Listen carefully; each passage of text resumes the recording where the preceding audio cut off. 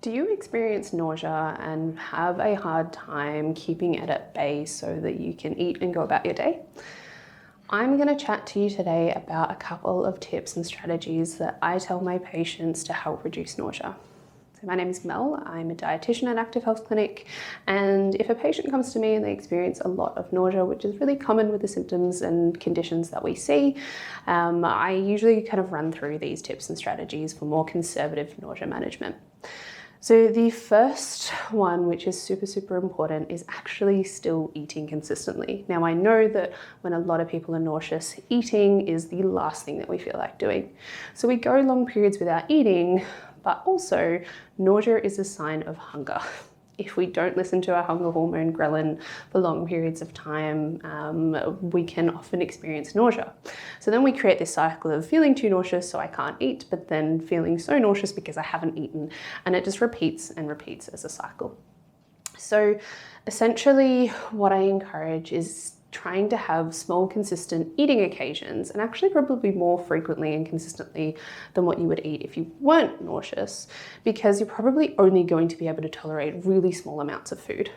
So you're going to need to eat more consistently to keep your energy levels up. So, I always say to go for just however much and whatever you can tolerate. So whether that is a couple of bites of something dry and salty, whether it's a small bowl of frozen fruit, whatever it is that you can tolerate, but really frequently across the day to keep that nausea hunger at bay, to not add in an extra layer.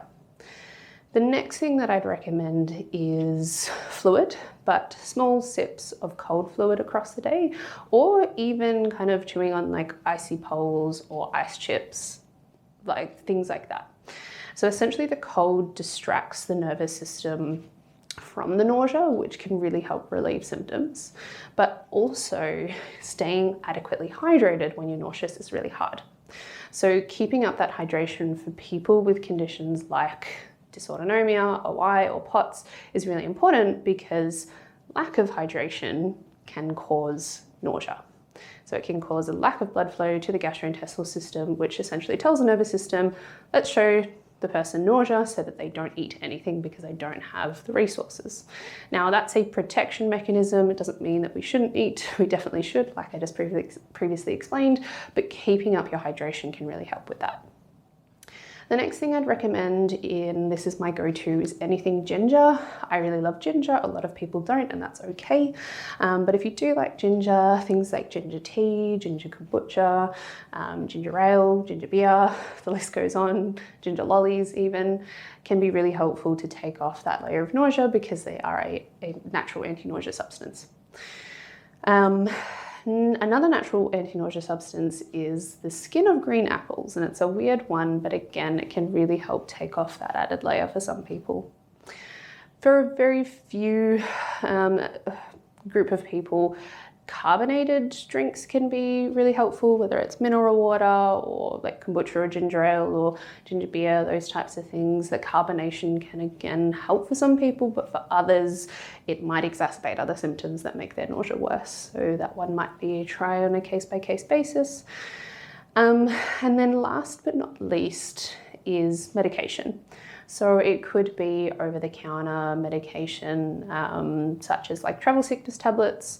I go for the non-drowsy ones because obviously we don't want to be feeling drowsy and exacerbating fatigue. But I generally recommend those as a first port of call if all of these other strategies aren't helping. Otherwise, I generally go to people's medical team and potentially investigate the use of prescription anti-nausea medications, which can be really helpful, kind of had at regular intervals for people, kind of half an hour before meal times, to help eat food and again reduce that kind of nausea that we get from food. So those are my small list of conservative nausea management strategies, but I know that there are many more out there. So if you have any more that I haven't mentioned, please comment them down below. And if you found this helpful, please let me know as well. I'm happy to do more videos like this.